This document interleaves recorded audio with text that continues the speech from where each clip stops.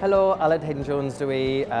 Ges i fy eni yn Aberystwyth. Nes i symud i Llundain i gweithio efo'r BBC a Radio 1.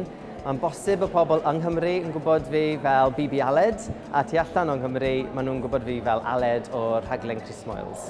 Mae'n meddwl gymaint iddo fi bod fi'n gallu gael y gwobr fel hyn heddi.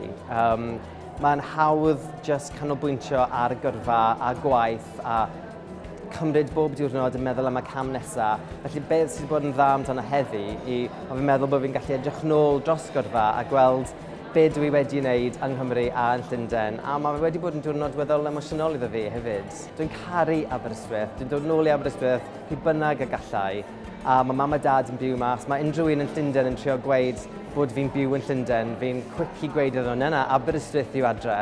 A felly mae'n neis dod nôl i weld mam a dad, a hefyd neis dod nôl i gael gwobr fel hyn o y coleg yn Aberystwyth.